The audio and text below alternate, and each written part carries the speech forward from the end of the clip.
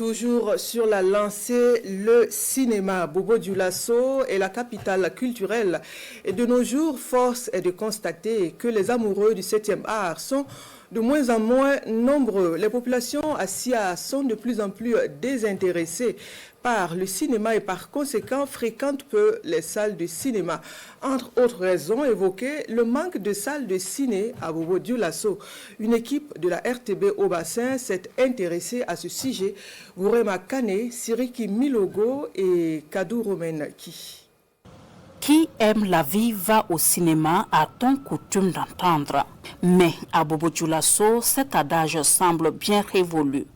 Aujourd'hui, le 7e art reste le cadet des soucis pour bon nombre d'habitants de la capitale culturelle et les raisons sont diversifiées. Il y a très longtemps que je suis allé dans les salles, puisqu'à partir du moment où présentement même il n'y a plus assez de salles de cinéma.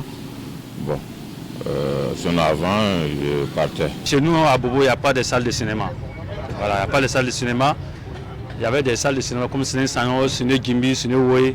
Il n'y a plus de salles, que Ciné Sanyo seulement, mais qui ne travaillent même plus actuellement.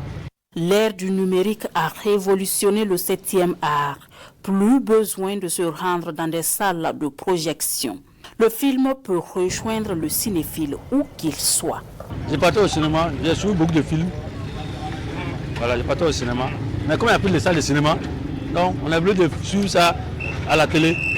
Les ministères de la Culture et les gens du cinéma doivent chercher à aller vers la population. Au lieu de rester que la population vient au cinéma, et ils doivent chercher à aller amener le cinéma vers la population. Parce que de nos jours, quand on voit, il peut décider de faire par exemple une caravane, par exemple tourner dans les espaces vides, faire des films.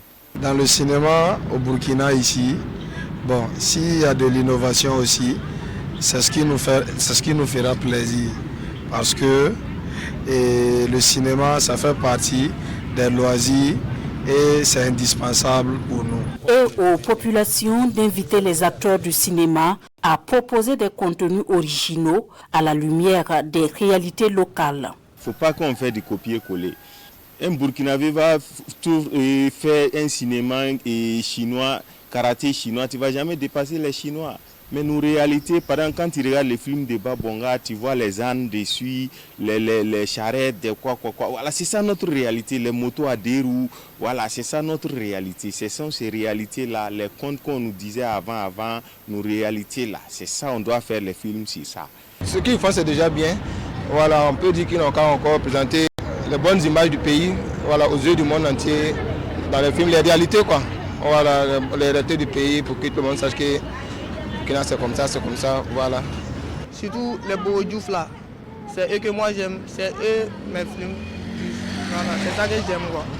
À cause de ça, moi je parle là-bas. Au-delà de l'engouement des populations pour ces productions locales, leur contenu constitue une puissante arme pour la promotion des valeurs et de l'identité culturelle africaine.